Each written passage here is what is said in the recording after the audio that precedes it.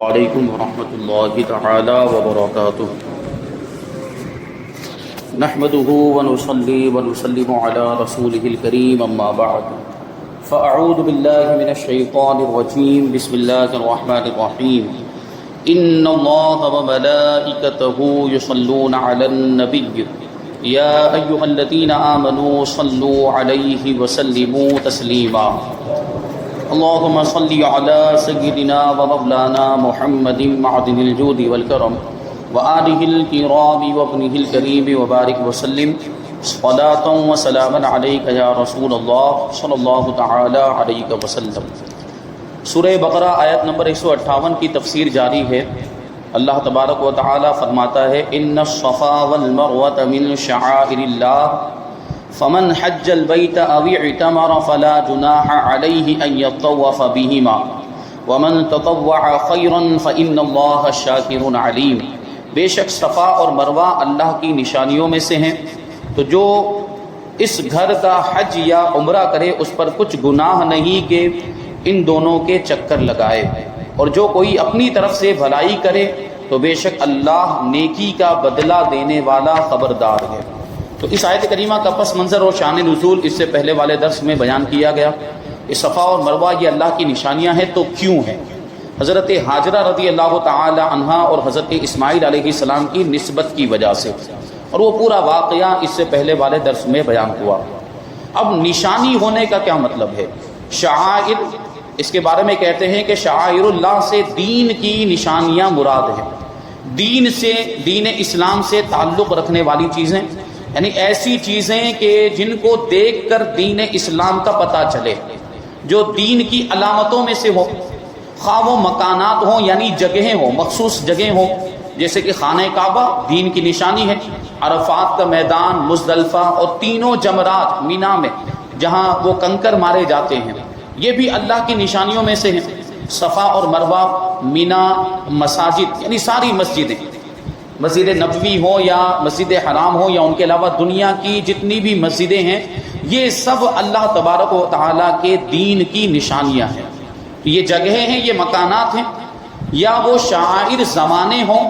جیسے کہ رمضان کا مہینہ، یہ بھی اللہ کی نشانی ہے، اور اسی طرح حرمت والے مہینے، 4 حرمت والے مہینے، کون سے مہینے؟ ذی قعدہ کا مہینہ، ذی الحجہ کا مہینہ، محرم الحرام کا مہینہ اور رجب المرجب کا مہینہ، یہ 4 مہینے اللہ تبارک و تعالیٰ نے قرآن مجید میں بھی ان کا ذکر کیا ہے۔ تو یہ 4 مہینے حرمت والے مہینے ہیں، یعنی یہ زیادہ محترم ہے، اور یہ اللہ کی نشانیوں میں سے، ان میں جہاد وغیرہ نہیں کیا جاتا تھا، ان کا ادب و احترام کیا جاتا تھا۔ اسی طرح عید الفطر، عید الاضحیٰ، یوم جمعہ، یہ بھی اللہ کی نشانیوں میں سے ہے، اور ایام تشریق، ذی الحجہ کے مخصوص دن ہوتے ہیں، ان کو ایام تشریق کہا جاتا ہے، یعنی 10، 11، 12، 13 تاریخ ذی الحجہ کی، یہ ایام تشریق ہیں۔ تو یہ زمانے ہیں، ان کا تعلق زمانے سے، وقت سے ہے، یا وہ کوئی دوسری علامتیں ہوں، یعنی نہ تو مکان ہو نہ کوئی زمانہ ہو بلکہ کوئی دوسری چیز ہو، جیسے کہ اذان، یہ بھی اللہ کی نشانیوں میں سے ہے، اقامت بھی اللہ کی نشانیوں میں سے ہے، اور نماز با جماعت، نماز جمعہ، نماز عیدین اور ختنہ، یہ دیکھیں ختنہ بھی اللہ کی نشانیوں میں سے، کیونکہ ابھی میں نے عرض کیا نا کہ ایسی چیزیں جن سے دین کا پتہ چلے، دین اسلام کا پتہ چلے، اس کو دین کی نشانی کہا جاتا ہے۔ تو ختنہ بھی تو مسلمان ہونے کی علامت ہے، تو اس وجہ سے اس کو بھی شعائر اللہ میں اور دین کی نشانیوں میں شامل کیا، اور یہ بھی شعائر دین میں ہے، دین کی علامتوں میں ہے۔ اس واقعے سے یہ بھی معلوم ہوا کہ جس چیز کو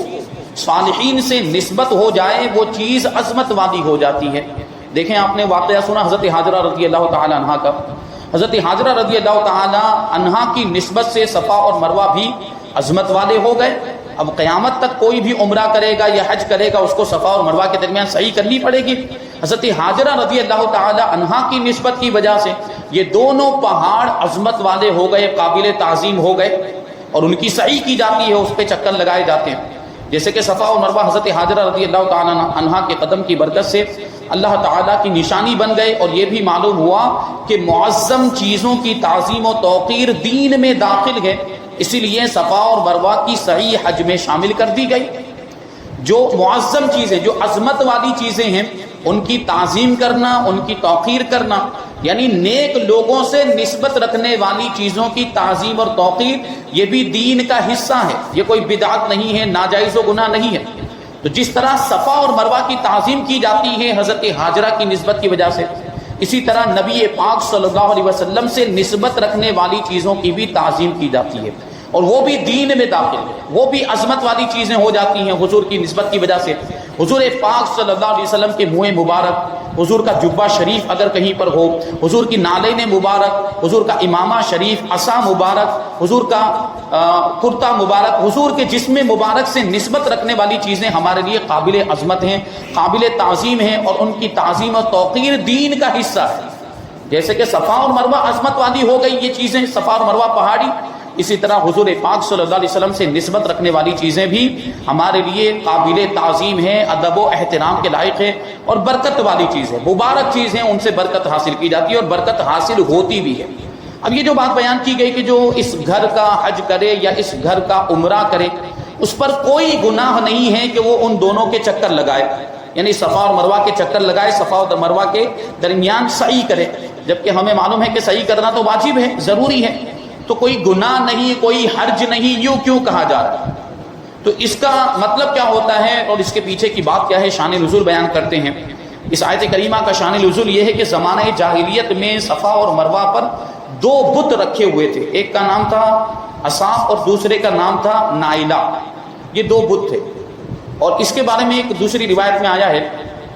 کہ ایک مرد کا بت تھا اور ایک عورت کا تھا، اور ان دونوں نے زمانے جاہلیت میں، پرانے زمانے اسلام سے بھی پہلے کی، کئی سالوں پہلے کی بات ہے، ان دونوں نے زنا کیا،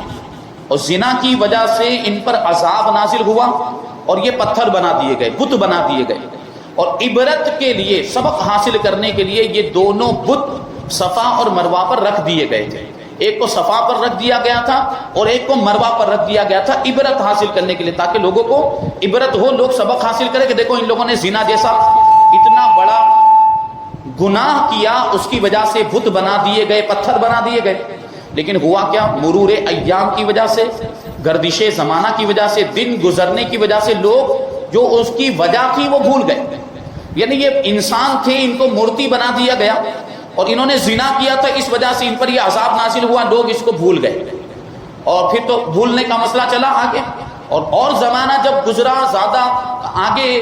بڑھا زمانہ، تو لوگوں نے ان کو معبود بنا لیا اور ان کی پوجا کرنے لگے۔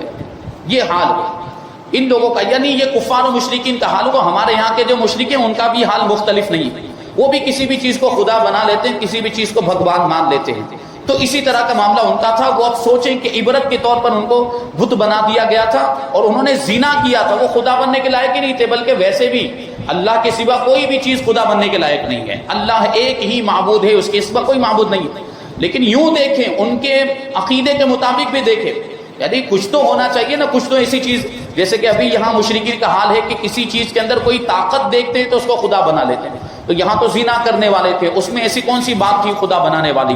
لیکن ان لوگوں نے اپنی جہالت کی وجہ سے ان دونوں کو خدا بنا لیا تھا۔ اور کیا کرتے تھے وہ لوگ؟ صفا اور مروہ کے درمیان چکر تو لگاتے تھے، کیونکہ یہ پرانے زمانے سے حضرت ہاجرہ رضی اللہ تعالی عنہا کے بعد یہ چیز جاری ہو گئی تھی، اور زمانے جاہلیت میں بھی سعی کی جاتی تھی، صفا اور مروہ کے درمیان لوگ سعی کرتے تھے، دوڑتے تھے، صفا اور مروہ کا چکر لگاتے تھے۔ لیکن کیا کرتے تھے کہ جب صفا پر پہنچتے تھے تو اس بت کو ہاتھ لگاتے تھے، اس بت کو چھوتے تھے جو صفا کے اوپر رکھا ہوا تھا، اور پھر جب صفا سے اتر کر مروہ پر جاتے تو مروہ پہ جو بت رکھا ہوا تھا اس کو ہاتھ لگاتے تھے۔ یہ ان کا طریقہ، اور اس کو کیا سمجھتے تھے؟ برکت والی چیز سمجھتے تھے، یہ ہاتھ لگانے کو برکت والی چیز سمجھتے تھے۔ اب یہ مشرکین میں رائج ہو گیا تھا۔ اب جب اسلام آیا تو ظاہر سی بات ہے، اسلام شرک کی مخالفت کرتا ہے، شرک کا رد کرتا ہے، اسلام شرک اور کفر کو ختم کرنے کے لیے آیا۔ اب یہ بت پرستی جو ہو رہی تھی، اسلام نے اس کو تو ختم کر دیا، اور اسلام کے آنے کے بعد یہ جو صفا اور مروہ کے اوپر جو بت لگے ہوئے تھے ان کو اتار دیا گیا۔ یہ دونوں بت، عصاف اور نائلہ جو بت تھے، ان کو پھینک دیا گیا اور ان کو وہاں سے ہٹا دیا گیا، توڑ دیا گیا۔ اب وہ ان کو چھونے کا تو کوئی سوال ہی نہیں، لیکن چونکہ ایک طریقہ مشرکین کے درمیان بھی رائج تھا تو صحابہ کرام نے اس کو تھوڑا ناگوار اور تھوڑا ناپسند سمجھا، اس کو مکروہ جانا، کیونکہ مشرکین ایسا کرتے تھے تو پھر ہم کیوں کریں۔ یہ بات جو ہے ان کے ذہن میں آئی تھی، اس لیے اس آیت کریمہ میں یہ فرمایا گیا، یہ آیت کریمہ نازل ہوئی اور یہ اللہ تبارک و تعالیٰ نے اس آیت کریمہ میں بتا دیا کہ کوئی صفا اور مروہ کے درمیان اگر سعی کرتا ہے تو اس میں کوئی گناہ نہیں ہے، کوئی حرج نہیں ہے، یعنی یہ کوئی غلط طریقہ نہیں ہے۔ یہ تو حضرت ہاجرہ کی نسبت سے مطلب یہ ہے کہ اگرچہ مشرکین بھی اس میں صحیح کرتے تھے، چکر لگاتے تھے، لیکن ہم مشرکین کے طریقے پر عمل تھوڑی کر رہے ہیں، ہم تو حضرت ہاجرہ رضی اللہ تعالیٰ عنہا کے طریقے پر عمل کر رہے ہیں۔ تو اس میں کوئی مسئلہ نہیں ہے، اس میں کوئی حرج نہیں ہے صفا اور مروہ کے درمیان صحیح کرنے میں۔ تو یہی بات صحابہ کرام کے ذہن میں آئی تھی۔ یہ بت رکھے ہوئے تھے، ان میں سے ایک کا نام اصاف تھا اور دوسرے بت کا نام نائلہ تھا، ایک صفا پر رکھا ہوا تھا اور ایک مروہ پر رکھا ہوا تھا۔ کفار جب صفا اور مروہ کے درمیان صحیح کرتے تو ان بتوں پر تعظیماً ہاتھ پھیرتے تھے، ہاتھ لگاتے تھے۔ زمانہ اسلام میں یہ بت تو توڑ دیے گئے، لیکن چونکہ کفار مشرکانہ فعل کرتے تھے اس لیے مسلمانوں کو صفا اور مروہ کے درمیان صحیح کرنا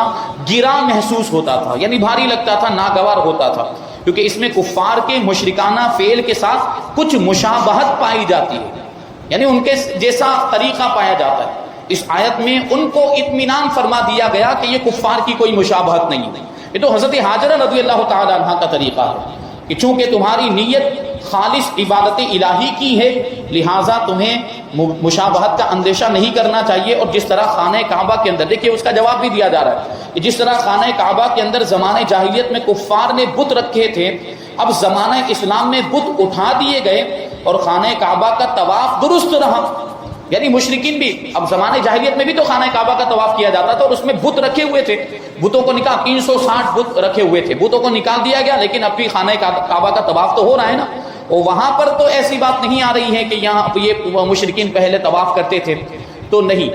خانہ کعبہ کا جو طواف ہے وہ پہلے سے جاری ہے، تو وہ تو جاری رہے گا۔ اور اسی طریقے سے یہ جو سعی کی جاتی ہے یہ حضرت ہاجرہ رضی اللہ تعالی عنہا کی نسبت سے ہے، اس لیے یہ جائز ہے، اس میں کوئی حرج نہیں ہے۔ تو خانہ کعبہ کا طواف درست رہا اور وہ شعائر دین میں سے، یعنی دین کی نشانیوں میں سے رہا۔ اسی طرح کفار کی بت پرستی سے صفا اور مروہ کے شعائر دین ہونے میں کچھ فرق نہیں آتا۔ یہاں ایک مسئلہ ذہن نشین رکھیں کہ حج میں سعی یعنی صفا اور مروہ کے 7 چکر لگانا یہ واجب ہے، اور اس کے ترک کرنے سے دم واجب ہوتا ہے، یعنی ایک قربانی واجب ہوتی ہے۔ اس کے تفصیلی مسائل حج کے بیان میں دیکھے جا سکتے ہیں، یا جو ہے حج کے موقع پر آپ اس کو سماعت کر سکتے ہیں۔ آنے والی آیت کریمہ یعنی آیت نمبر 159 اور 160، اللہ تبارک و تعالیٰ فرماتا ہے ان الذین یکتمون ما انزلنا من البینات والہدی من بعد ما بیناہ للناس فی الکتاب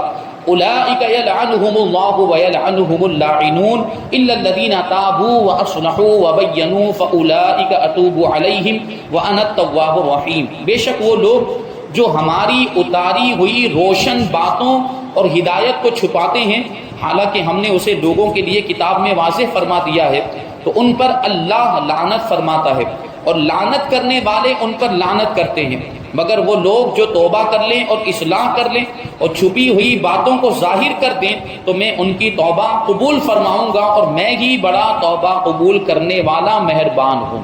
اب یہاں دیکھیں چھپانے کی بات چل رہی ہے، تو وہ اس سے پہلے بھی بار بار بیان کیا جا چکا ہے کہ یہ یہودی علماء اور عیسائی علماء کے بارے میں ہے، جو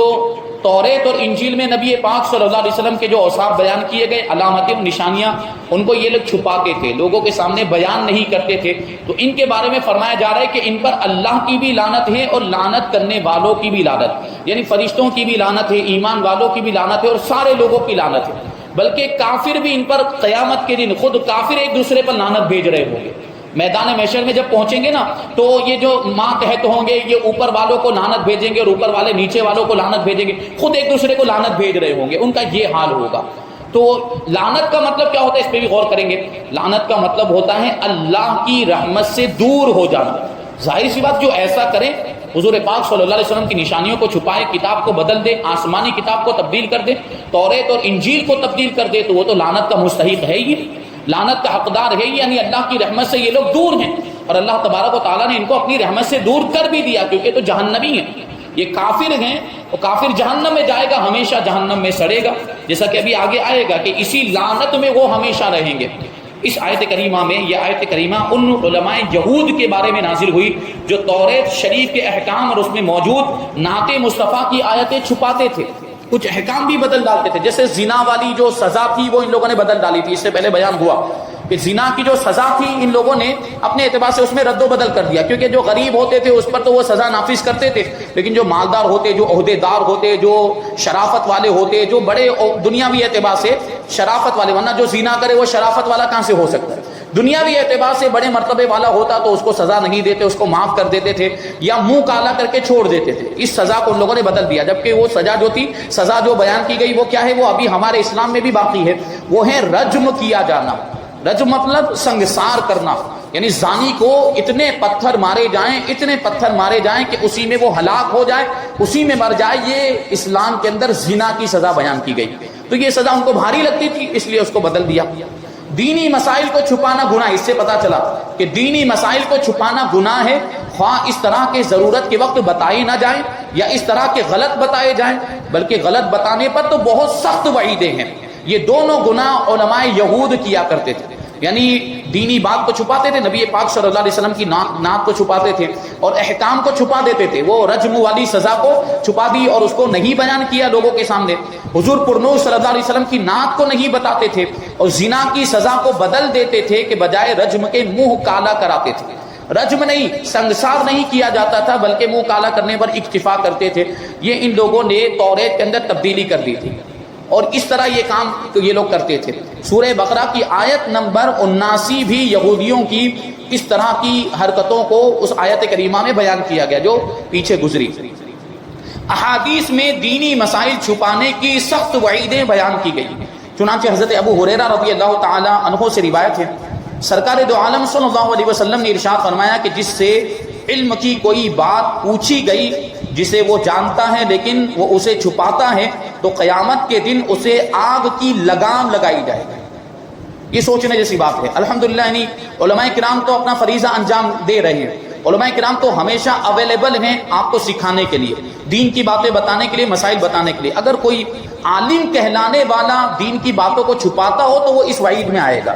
لیکن عام طور پر کوئی ایسا کرتا نہیں. اگر آپ کسی عالم دین کے پاس جائیں گے مسئلہ پوچھنے کے لیے تو وہ ضرور بتاتے یا کچھ رہنمائی کریں گے آپ کی کہ وہاں چلے جائیں, ان سے پوچھ لیں, ان سے پوچھ لیں. تو یہ چھپانا نہیں ہے, اس کو چھپانا نہیں کہا جائے گا. کوئی شخص معلوم ہونے کے باوجود مسئلہ نہ بتائے اور مسئلہ چھپائے تو ظاہر سی بات ہے اس سے بہت بڑا بگاڑ پیدا ہوگا. تو سامنے والا عمل نہیں کر پائے گا اور اس کی غلط روی آگے جاری رہے گی. مسئلہ معلوم نہ ہونے کی وجہ سے ناجائز کام کرے گا, گناہ کا کام کرے گا. وہ تو اس کے پاس پوچھنے کے لیے آیا تھا, اس نے نہیں بتایا تو اب یہ بھی ذمہ دار ہوگا. اگر اس نے بتا دیا ہوتا تو وہ اپنے عمل کو سدھار لیتا, اگر ناجائز کام کر رہا ہوتا تو اس کو چھوڑ دیتا. تو مسئلہ بتانے کی یہ اہمیت ہے. ہمارے استاذ کے استاذ, ہمارے دادا استاذ حضور شارح بخاری مفتی شریف الحق امجدی رحمۃ اللہ تعالی علیہ کے تعلق سے ہم نے سنا, ہمارے استاذ نے ہم کو یہ بات بتائی تھی کہ دارالفتاء میں جو سوالات آتے تھے, یعنی فتوے کی شکل میں جو سوال بھیجتے تھے اور اس کا جواب حاصل کرنے کے لیے وہ پوچھتے تھے, تو اس میں حضرت یہ فرمایا کرتے تھے کہ جتنا جلدی ہو سکے اتنا جلدی جواب دے دیا جائے. آپ کی یہ کوشش ہوتی تھی. یعنی عوام کو کیا مقصد ہے, عوام کو تو صرف جواب چاہیے, عوام کو صرف حکم معلوم کرنا ہوتا ہے کہ جائز ہے یا ناجائز ہے, حلال ہے یا حرام ہے. ان کو اسی سے مطلب, اگرچہ آج کل کی کچھ عوام کے بھی بڑے ٹیڑھے معاملات ہو گئے, وہ بھی دلیلوں میں الجھنے لگ گئے ہیں اور ریزن مانگنے لگ گئے ہیں, علتیں پوچھنے لگ گئے ہیں. کچھ عوام کا یہ حال ہے جو روشن خیال اور اس طرح کے ہیں, ورنہ عوام کا کام کیا ہے, عوام کا کام اور ان کی ذمہ داری بس اتنی ہے کہ وہ حکم شرع کو معلوم کر لے کہ جائز ہے یا ناجائز ہے, حرام ہے یا حلال ہے, کرنا چاہیے یا نہیں کرنا چاہیے, اور اس کے مطابق عمل کرنے لگ جائے. یہی عوام کا کام ہے. دلیل معلوم کرنا یہ تو علماء کے لیے ہے, اور علم حاصل کرنے کے لیے, علم میں جو ہے کہ اضافہ کرنے کے لیے کوئی دلیل معلوم کرے تو یہ تو علماء کا کام ہے, یہ عوام کا کام نہیں ہے. یہ آج عوام بھی کرنے لگ گئی, وہ دلیلیں مانگ رہے ہیں لوگوں سے. تو حضرت شارح بخاری علیہ رحمہ فرماتے تھے کہ جتنا جلدی ہو سکے اتنا جلدی جواب دے دیا جائے, کیونکہ لوگ ہم سے سوال اسی لیے پوچھتے ہیں کہ وہ عمل کرنا چاہتے ہیں. ہم ان کو جتنی جلدی بتا دیں گے اتنی جلدی وہ عمل کرنا شروع کر دیں گے. تو زیادہ اس میں دلیلیں نہ لکھی جائیں, زیادہ حوالے فتوے کے اندر زیادہ حوالے نہ دیے جائیں, ایک ہی حوالے پر اکتفا کیا جائے اور ایک ہی جزیہ بیان کر دیا جائے اور اس کے حکم کو واضح کر دیا جائے, شریعت کا حکم بیان کر کے فتوے کو جاری کر دیا جائے تاکہ جلدی سے عوام اس پر عمل کرنے لگ جائیں. اور اگر خدا نہ خواستہ وہ کسی ناجائز کام میں مبتلا ہو تو اس ناجائز کام سے وہ باز آ جائیں. تو مسئلہ بتانے کا یہ فائدہ ہوتا ہے. تو یہ ہمارے بزرگوں نے یہ باتیں رہنمائی والی بتائی ہیں. حضرت علی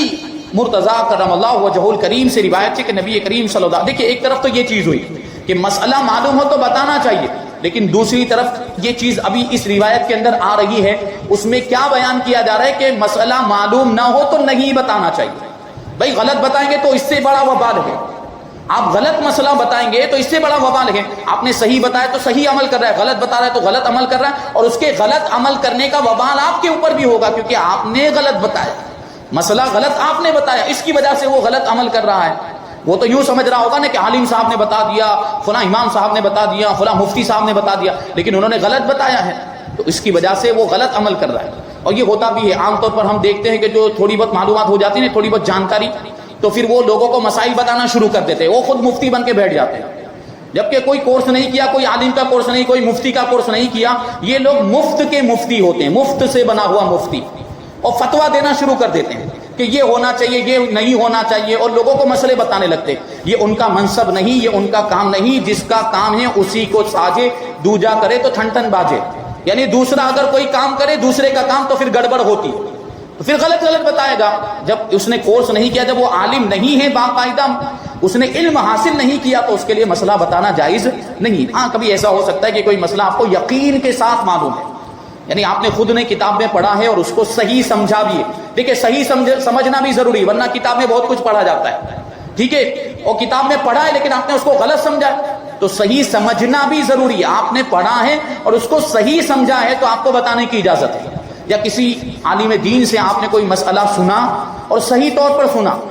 یہ سننے میں بھی گڑبڑ ہوتی ہے، کبھی کچھ کا کچھ سن لیا، عالم صاحب نے کچھ اور بیان کیا اور انہوں نے کچھ اور سنا ہے، دور بیٹھے ہوئے تھے، آواز صحیح نہیں آ رہی تھی، تو اب انہوں نے وہی غلط بتانا، جو سنا تھا وہی بتانا شروع کر دیا،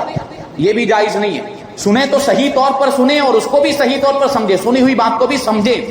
اگر سمجھ میں نہیں آیا ہے تو عالم صاحب سے پوچھیں، مفتی صاحب سے پوچھیں کہ یہ مسئلہ آپ نے بتایا تو اس کا کیا مطلب ہوتا ہے، کیا یہ مطلب ہوتا ہے؟ وہ کہے کہ ہاں یہ مطلب ہوتا ہے، تب آپ کو آگے اس کو بتانے کی اجازت ہوگی، ورنہ پھر اس طرح مسئلہ آگے بتانے کی اجازت نہیں ہوگی۔ دیکھیے مولا کائنات کیا فرماتے ہیں، حضرت علی رضی اللہ تعالیٰ عنہ سے روایت ہے کہ نبی پاک صلی اللہ علیہ وسلم نے ارشاد فرمایا کہ جو علم کے بغیر فتویٰ دے اس پر زمین و آسمان کے فرشتے لعنت کرتے ہیں۔ کتنی سخت وعید ہے، زمین و آسمان کے فرشتے لعنت کرتے۔ زمین و آسمان کے فرشتے اگر ہمارے لیے دعا کریں تو ہماری نجات ہو جائے،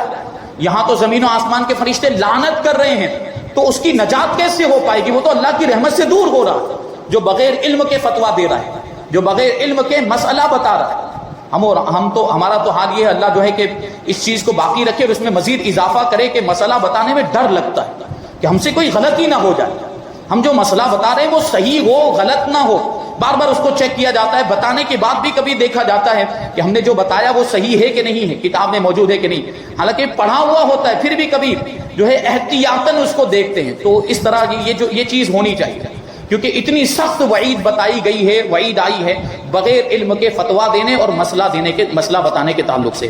اور غلط مسائل بیان کرنے والوں، بغیر پڑھے عالم اور مفتی اور محدث اور مفسر کہلانے والوں، اور قرآن و حدیث کی غلط تشریحات اور توضیحات کرنے والوں کی آج کمی نہیں۔